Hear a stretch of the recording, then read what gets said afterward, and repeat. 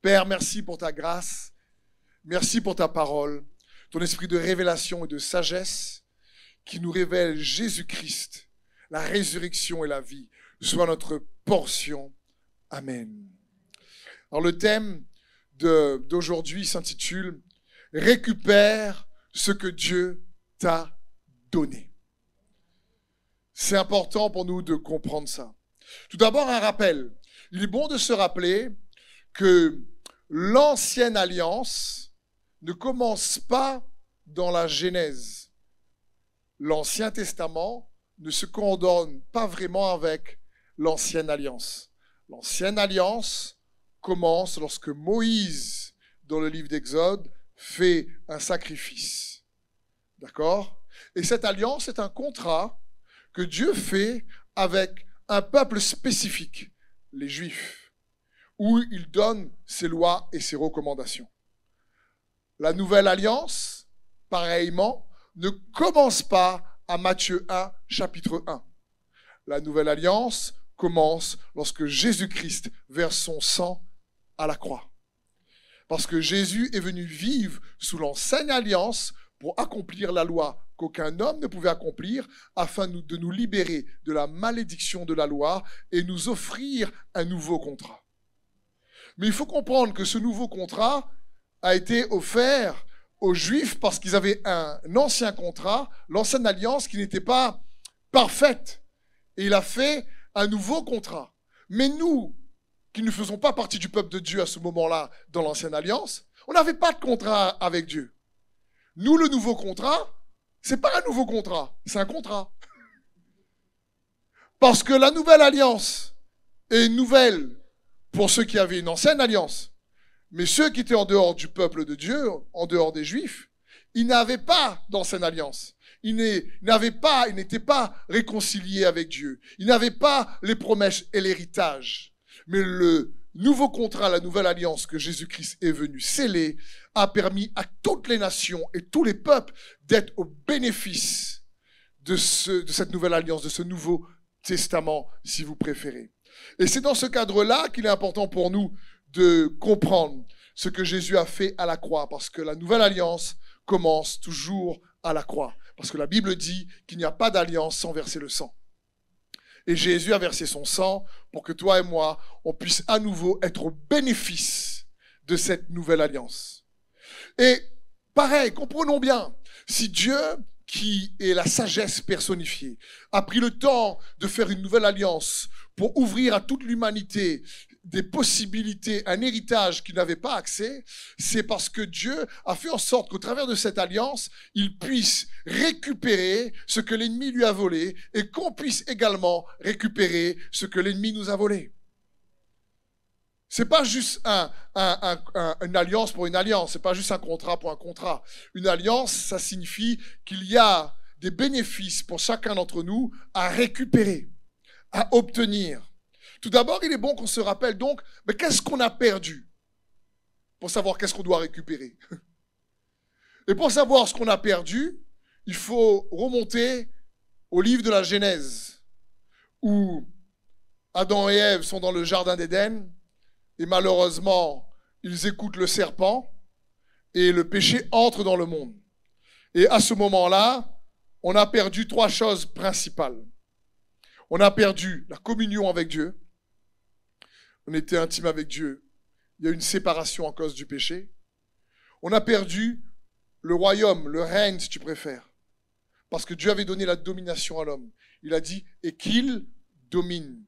Dieu créa l'homme et la femme, et il a dit qu'il domine. Comprenons bien, il n'a pas dit que nous dominions.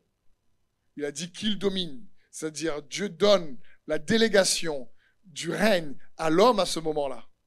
Mais l'homme, à cause du péché et du mensonge de l'ennemi, perd le règne et donc il perd cette domination.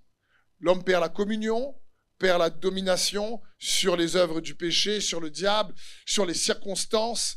Il perd le contrôle, le péché fait son entrée et il perd aussi la troisième chose, la nature de Dieu. Parce que son image maintenant est déformée par le péché. Il a assimilé, il a fait entrer le péché en mangeant le fruit de l'arbre de la connaissance du bien et du mal dans son système. le péché est rentré dans son système. Et à ce moment-là, du coup, il a perdu sa nature, est devenu corrompu. Parce qu'on a perdu non seulement la communion, on a perdu aussi la domination, mais on a perdu également la nature de Dieu, ou si tu préfères, un autre mot, la justice de Dieu. Parce que la justice, c'est pas juste un acte juste, Dieu est juste. Dieu est amour. C'est important de comprendre ça. C'est pour ça, des millénaires après, lorsque Jésus est venu sur terre, il a dit cherchez premièrement le royaume de Dieu et sa justice. Et tout le reste vous sera donné par-dessus. Ça parle de rechercher ce qu'on a perdu, qui est à nouveau accessible par la foi en Jésus-Christ. Et ça ne peut pas se faire en dehors de redécouvrir comment Dieu lui-même nous rend juste, parce que Dieu est juste. Amen.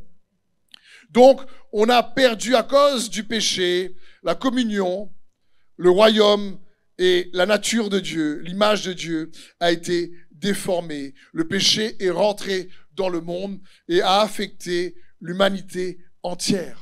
Et à cause de ça, Dieu avait averti l'homme, il avait dit dans 2 Genèse 17, il dit, mais si tu manges du fruit de l'arbre de la connaissance du bien et du mal, le jour où tu en mangeras, tu mourras.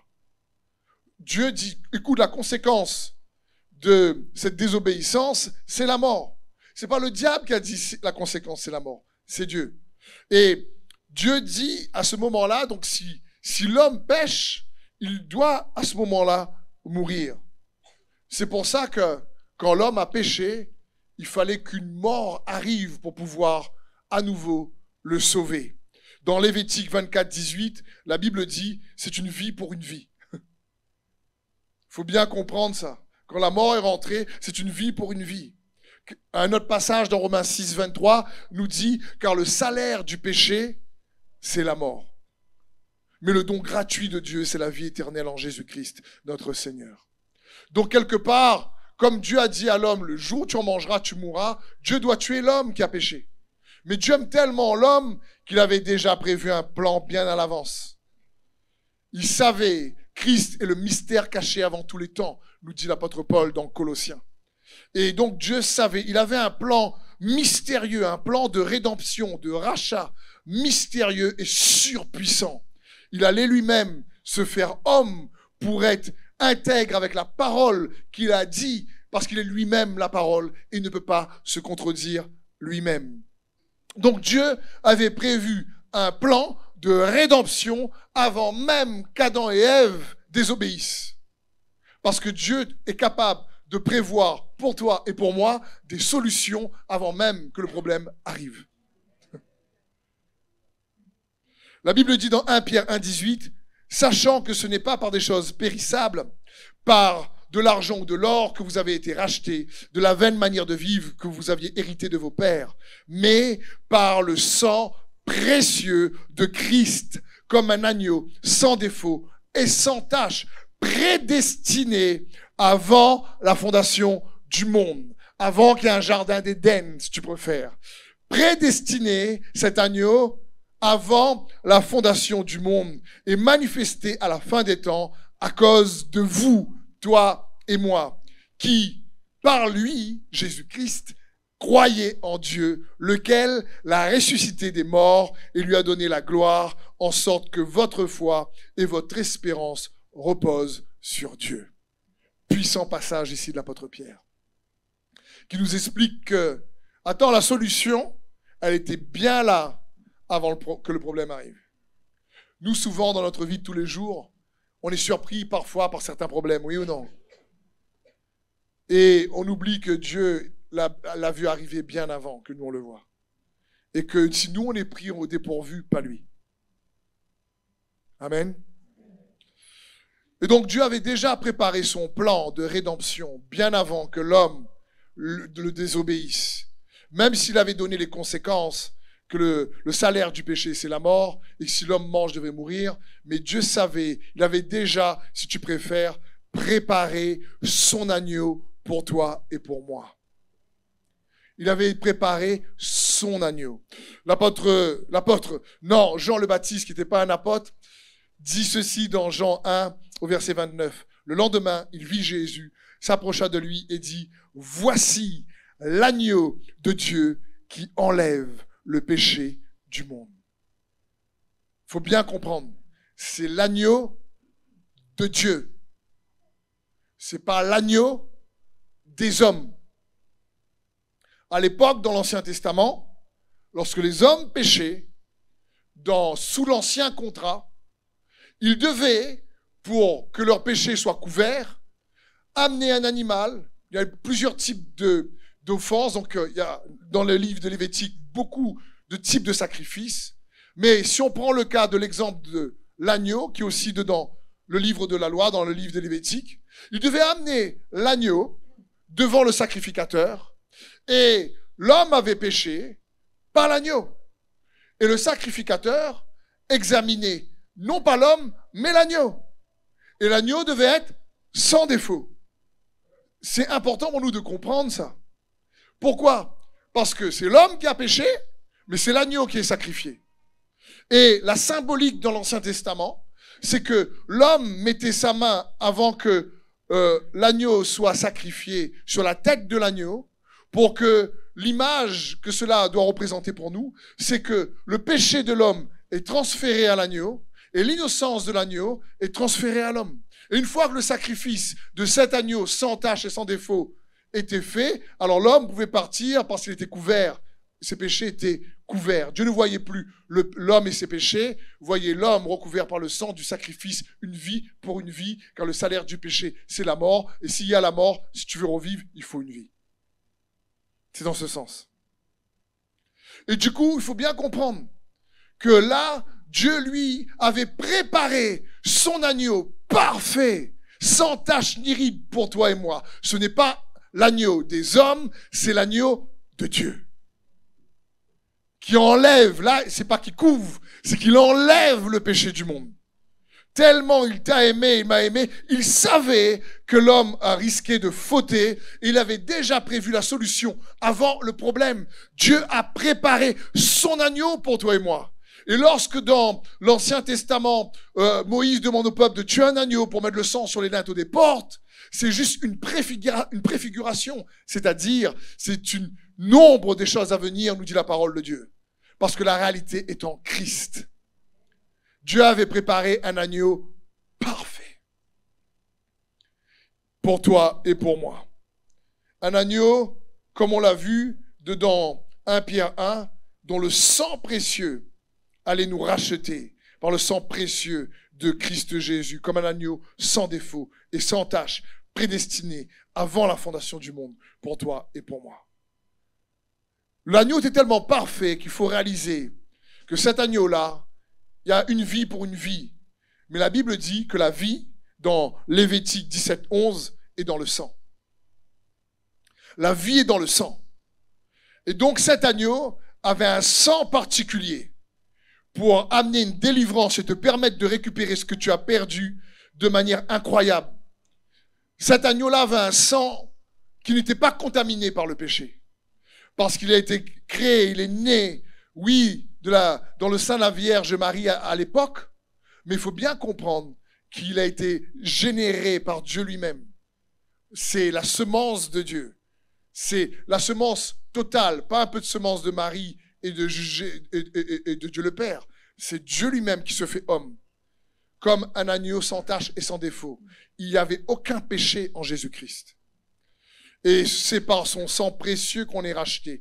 Pourquoi? Parce que la vie est dans le sang. Et c'est pour ça que quand Jésus a été crucifié, il faut comprendre qu'à l'époque, le sacrifice sur la croix d'hommes, c'était un sacrifice où leur sang coulait lentement.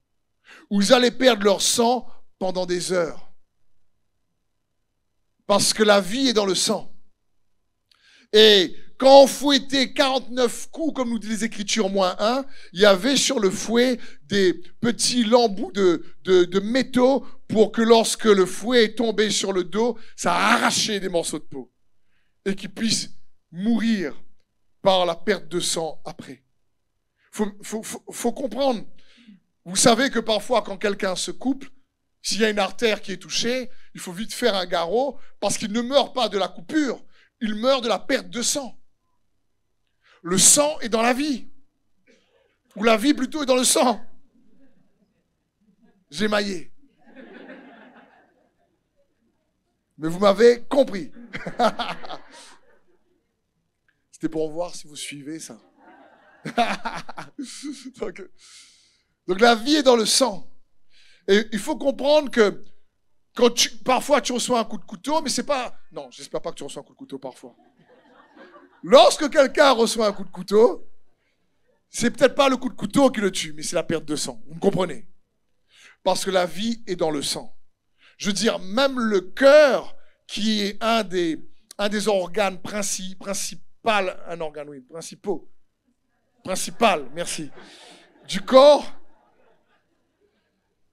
il est là pour pomper la vie dans le corps. D'accord? Il est là pour que le sang circule partout, apporte la vie. Je pense que même si on fait une opération de cœur, on met une machine qui pompe toujours le sang. Il n'y a plus de cœur, même si on met un cœur artificiel. Mais il y a une machine qui pompe toujours le sang pour maintenir la personne en vie. Il n'y a plus de cœur pendant un moment, mais la machine fait le job. C'est pour ça que le cœur est un moyen d'amener le sang. Je veux dire, merci Seigneur qu'il a mis le cœur à l'intérieur et qu'on ne marche pas avec une machine extérieure. C'est pas pratique. Mais la vie est dans le sang. Dans le sang, il y a les nutriments. Il y a tous les vitamines qu'il faut pour nourrir le corps et être en bonne santé. C'est pour ça que Jésus a dit, si vous voulez avoir la vraie vie, buvez mon sang, mangez mon corps. Et qu'à le repas de la Pâque, avant qu'il soit crucifié, il a dit, ceci est mon corps livré pour vous. Et voici le sang de la nouvelle alliance qui a été versé pour vous. Donc il faut bien comprendre. Parce que le sang de Jésus, contient les nutriments dont tu as besoin dans ton être intérieur, dans ton âme et dans ton esprit pour avoir la force suffisante afin de pouvoir traverser les tempêtes de la vie et avoir le courage nécessaire pour pouvoir tenir ferme contre les attaques de l'ennemi. Parce que non seulement le sang nourrit le corps, mais le sang, oui, nous défend contre les attaques de maladie. Oui ou non? Je veux dire, le sang nous défend même inconsciemment contre des attaques de maladie. Ton sang se bat pour toi. Même lorsque tu ne le sais pas. Il nourrit ton corps et il se bat contre les maladies avec des défenses immunitaires à l'intérieur. Il faut comprendre, le sang de Jésus se bat pour toi aussi. Contre l'ennemi. Il y a de la puissance dans le sang de Jésus. Il faut bien réaliser ça. Un agneau parfait, préparé par Dieu lui-même, qui allait contenir un sang pur. Quand Jésus a été sacrifié à la croix en tant qu'agneau, il a pris de son sang et l'a mis devant le trône. Comme l'image du tabernacle. Un tabernacle, cette fois-ci, éternel. Pour que tous ceux qui croient en lui puissent triompher par le sang de l'agneau. C'est pour ça que la parole de Dieu dit dans Apocalypse 12, 11, ils l'ont vaincu à cause du sang de l'agneau et à cause de la parole de leur témoignage. Ils n'ont pas aimé leur vie jusqu'à craindre la mort. Le sang de Jésus est surpuissant. L'ennemi ne s'attendait pas à ça. Lorsque Jésus, à un moment donné, meurt, la Bible dit qu'il est descendu aux enfers. Il a vaincu la mort. Mais son sang, lui, n'était pas contaminé par le péché. Il a choisi de devenir pécheur, comme nous dit les Écritures, pour que nous puissions devenir en lui justice de Dieu. Et quand il est arrivé aux enfers, il faut bien comprendre à ce moment-là. Quand Satan de se frotter les mains en disant « Ha ha, on a gagné !» Et puis à un moment donné, il s'est dit « Oh zut, on s'est trompé. » Il ne peut pas, lui, la mort n'a pas de pouvoir sur lui, parce qu'il n'a pas péché. Il a accepté par amour de mourir pour l'humanité et de prendre les péchés de l'humanité sur lui, afin en fin de compte que par son sang précieux, ceux qui croient en lui puissent être délivrés et libérés. Et la puissance dans le sang de Jésus-Christ. C'est un agneau parfait. Il faut bien réaliser ça. Un agneau préparé par Dieu pour toi et moi, afin de te permettre d'être exempté, afin que les attaques de l'ennemi, en réalité, ne t'atteignent pas, mais passent par-dessus. Pâques, la résurrection, si tu préfères. Il faut bien comprendre que donc le sang de Jésus a coulé pendant longtemps sur la croix, a coulé sur le sol. Il a pris quelques heures avant de mourir. Il a été fouetté pour toi, pour moi, pour que nous puissions, nous, être libérés et avoir accès à ce que l'ennemi nous avait volé. Parce que la Bible dit, si un seul est mort pour tous, alors tous sont morts pour un seul. 2 Corinthiens 5, 14. L'apôtre Paul dit, car l'amour de Christ nous presse. Car nous estimons, si un seul est mort pour tous, donc tous sont morts. C'est comme si, je sais pas, tu as déjà vu, peut-être ça t'est déjà arrivé, mais dans les films, peut-être toi, quand quelqu'un sauve quelqu'un. Imaginons que quelqu'un allait, un accident, il n'avait pas vu une voiture arriver, une voiture allait l'écraser, et quelqu'un le voit, court et sauve rapidement. Et quand cette personne-là remarque qu'elle a été sauvée, elle se regarde, elle dit à la personne, je te dois la vie.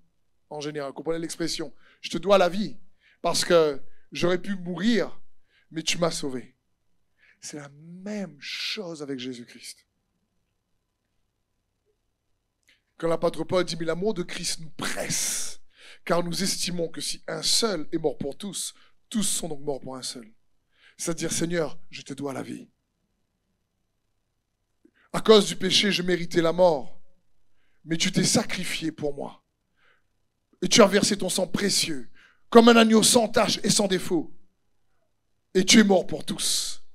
Pour tous ceux qui croient en toi par le moyen de la foi, reçoivent la vie. Et la mort a été vaincue.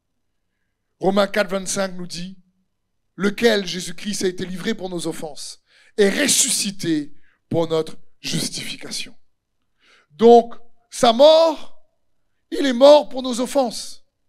Parce que le salaire du péché, c'est la mort. Et il a dû prendre nos péchés sur lui. C'est comme si, dans le jardin de Gethsémanée, il priait avec intensité. La Bible dit qu'il y avait comme des grumeaux de sang qui coulaient. Avec intensité. Parce que Jésus ne voulait pas être séparé du Père. Et il a dû être séparé du Père pour que toi et moi, nous puissions être réconciliés. Il y a eu un échange à la croix. L'ennemi s'est fait avoir grave. Et c'est pour ça que le Seigneur, là, il dit, éloigne de moi cette coupe. Pas dis-moi la coupe de la souffrance, la coupe de paix en unité avec Dieu. Pour une seule fois, parce qu'ils sont trois en un. Dieu le Père, Dieu le Fils et Dieu le Saint-Esprit. Et il ne voulait pas être séparé du Père. Mais il savait qu'il devait triompher en tant qu'homme. Parce que Christ Jésus est le dernier Adam. Et il devait triompher en tant qu'homme qui gardait la foi en Dieu le Père. C'est pour ça qu'il dit, mon Dieu, pourquoi m'as-tu abandonné? Pour que toi et moi on puisse dire, mon Père, merci de m'avoir réconcilié. Merci de m'avoir retrouvé. Donc il a été livré par nos offenses et ressuscité pour notre justification. Ça signifie quoi? Ça signifie que sa mort a réglé le problème du péché et sa résurrection nous prouve que la mort a perdu la victoire. Pourquoi? Parce que le salaire du péché, c'est la mort. S'il est ressuscité, ça signifie que la mort n'a plus de pouvoir sur lui. Donc sa résurrection est une preuve que le péché a perdu sa puissance. Pour que ceux qui croient en Christ Jésus ressuscitent aussi avec lui. C'est dans ce sens.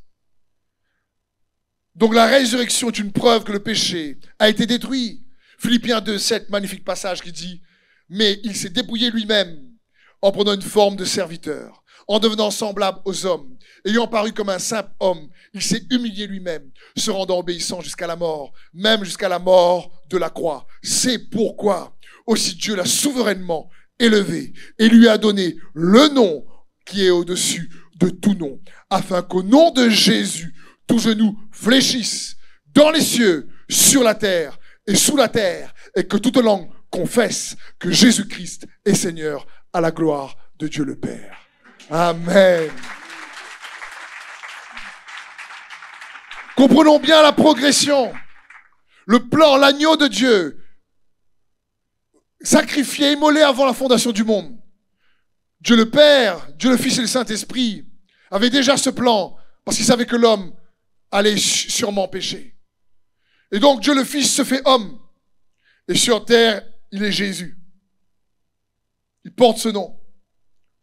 Et puis, il se prépare pendant 30 ans.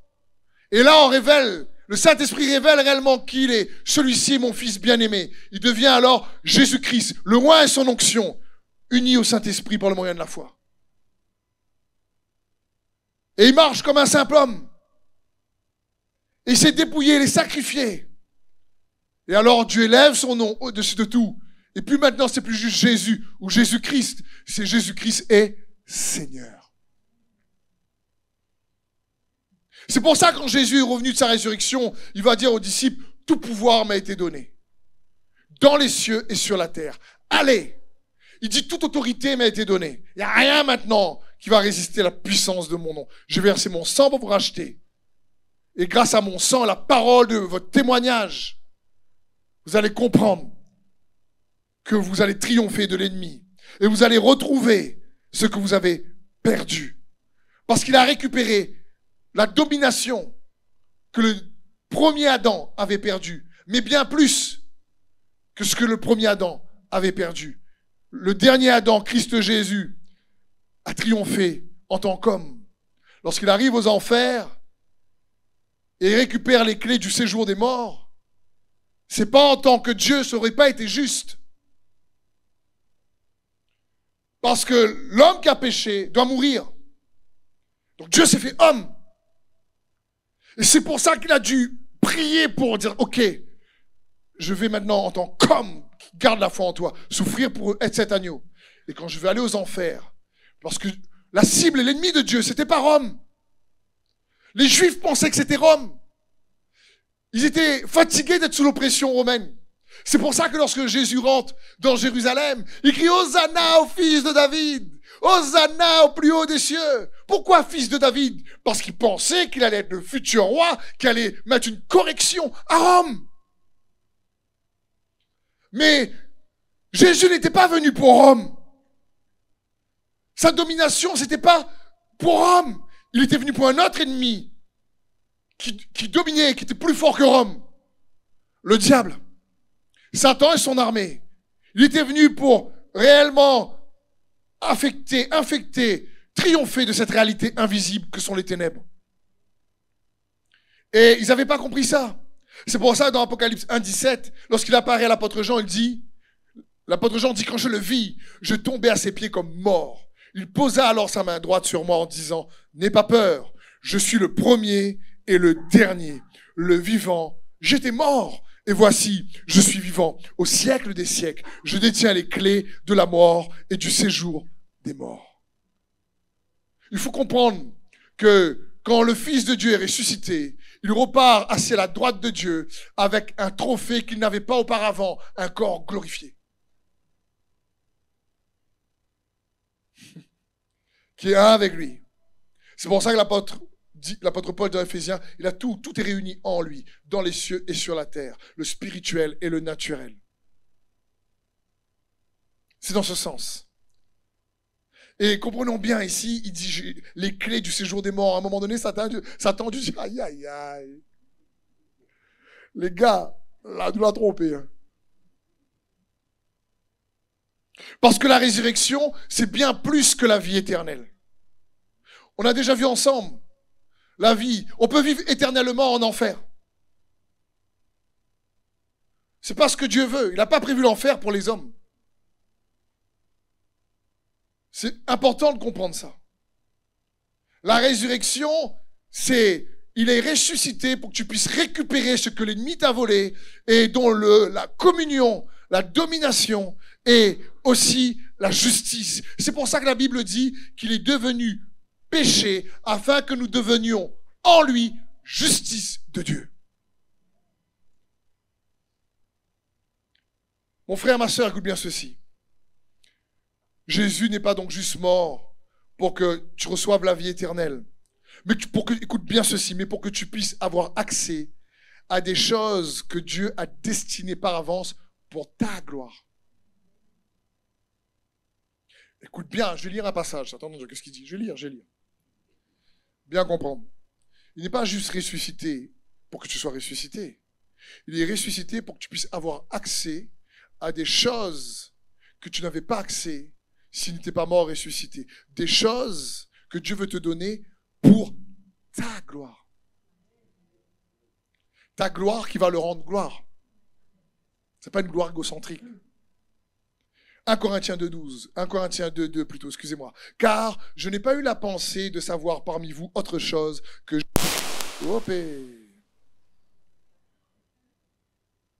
Ça va?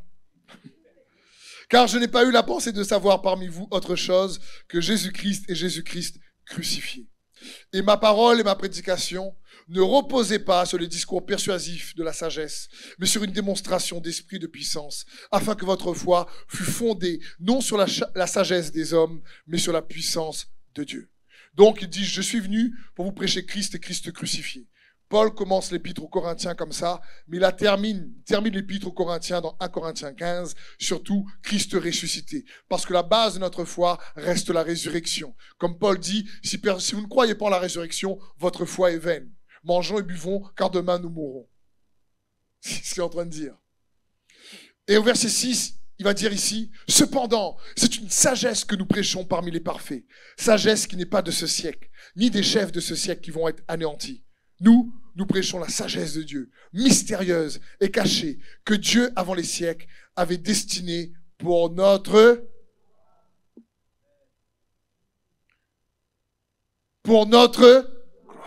C'est quoi cette sagesse? Christ crucifié. Tiens, il y a quelque chose à discerner. Il y a quelque chose à les trouver. Il y a quelque chose à les récupérer. Il y a quelque chose à découvrir.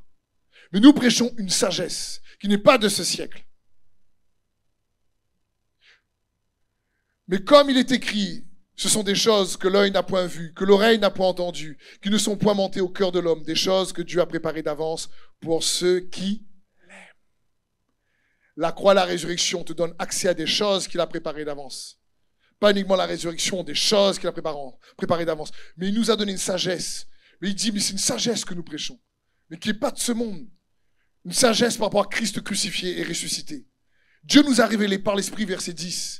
Car l'Esprit sonde tout, même les profondeurs de Dieu. Le Saint-Esprit, plus fort que Google.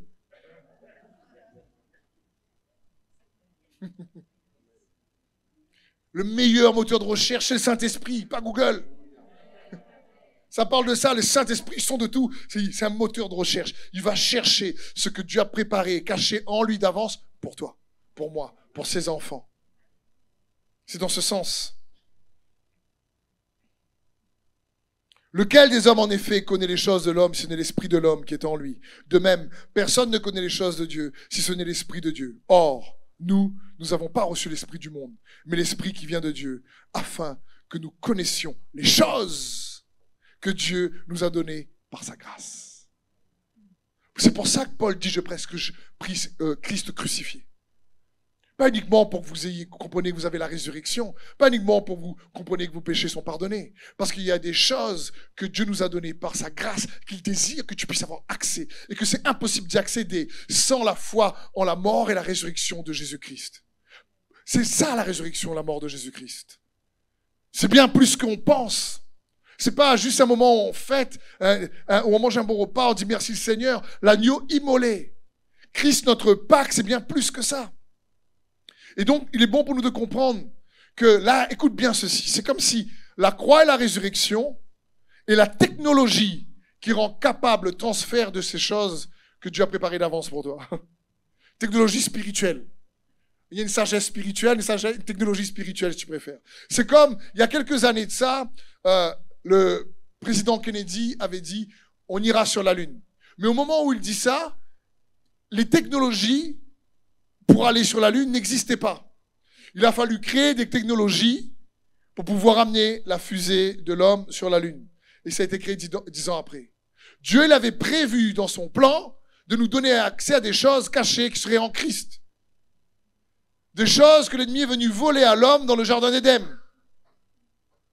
Communion, domination, justice, bénédiction, victoire. Mais Dieu avait préparé la technologie spirituelle qui allait nous donner accès à ces choses. La croix et la résurrection de Jésus-Christ. Afin que quiconque croit en lui devienne une nouvelle créature et devienne à nouveau designé pour recevoir l'Esprit de Dieu.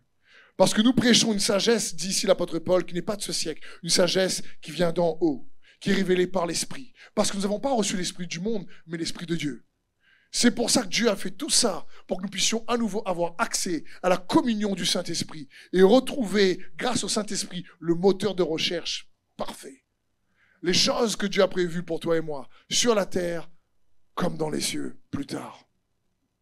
Et afin que nous soyons un en lui. C'était l'objectif de Dieu. De permettre à ce que tu puisses récupérer ce que l'ennemi a volé à l'homme. Et que Dieu lui-même récupère ce que l'ennemi lui a volé. Des fils et des filles. Parce que Dieu avait fait l'homme à son image. Dieu le créateur de tous les hommes. Mais il est uniquement le Père de ceux qui croient en Christ Jésus, son Fils. Et donc Dieu voulait lui aussi récupérer ce que l'ennemi lui avait volé. Il règle le problème du péché, il amène la résurrection et surtout, il nous permet à nouveau de recevoir pleinement son esprit.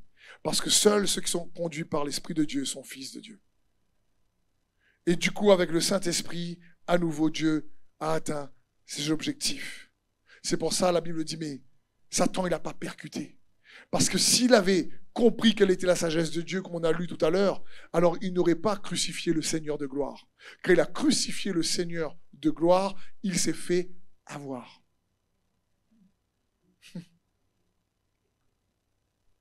Et là, c'était trop tard. Mais ces choses, nous dit la parole de Dieu, l'apôtre Paul dit, je prêche Christ crucifié. Folie pour les Juifs. Scandale pour les païens, et sagesse et puissance de Dieu pour celui ou celle qui croit, tant juif que grec. Et puis il va dire, mais en fin de compte, c'est pas que la sagesse humaine, parce que c'est que la puissance de Dieu, mais il y a quand même une sagesse. C'est une sagesse qui ne peut pas être comprise de manière intellectuelle, parce qu'elle se reçoit par la foi. C'est une sagesse et que tu reçois lorsque tu crois dans le sacrifice de l'agneau parfait qui a versé son sang. C'est une sagesse qui, en fin de compte, te permet de te connecter à une technologie spirituelle par la mort et la résurrection de Jésus-Christ, afin que tu puisses être à nouveau designé et apprêté dans ton cœur, né de nouveau, pour recevoir le téléchargement du Saint-Esprit et être en communion avec le Saint-Esprit. Et à ce moment-là, tu peux avoir à nouveau accès aux choses que Dieu a préparées d'avance pour ceux qui l'aiment. C'est bien plus que juste ressusciter pour l'éternité. Et c'est ce que Dieu désire, que nous puissions expérimenter la puissance de la résurrection dans toutes nos situations mortes. C'est son cœur pour chacun d'entre nous. C'est pour ça que quand Jésus est venu, il a été clair sur sa mission. Dans Jean 10:10, je suis venu pour que vous puissiez avoir la vie et la vie en abondance. Peu importe les défis, peu importe les tempêtes. Jésus dit, je suis venu pour que vous ayez la vie et la vie en abondance. Pour que ta famille ait la vie en abondance. Pour que ton couple ait la vie en abondance. Pour que tes enfants aient la vie en abondance. N'oublions pas, la vie en abondance ne nous exempte pas de défis, de tempêtes et de problèmes. Mais ça signifie que même dans les tempêtes et les problèmes, l'ennemi ne peut plus voler cette vie riche en paix, en joie, en force, en espérance, en foi, que Dieu a prévues pour toi. C'est des choses qu'il a préparées d'avance. Et il nous faut aller chercher. Amen. Est-ce qu'on peut acclamer Jésus, frère et sœur? Merci d'avoir suivi ce message. J'espère que ce message a fortifié votre foi. Merci également pour tous ceux et celles qui nous soutiennent au travers de votre générosité. Vous avez en bas de votre écran un QR code qui vous conduira vers une page qui s'intitule jeveubénir.com. Merci de nous aider à propager sa parole. D'ailleurs, si ce message a fortifié votre foi et que vous connaissez quelqu'un de votre entourage qui aurait besoin de l'entendre, n'hésitez pas à lui partager ce message. Aussi, je vous encourage, si vous le souhaitez, à vous abonner à notre chaîne YouTube. Nous avons des messages nouveaux chaque semaine. Nous sommes aussi présents sur d'autres médias dont vous aurez donc les liens dans la description ci-dessous. En tout cas, merci de nous avoir suivis. Soyez bénis.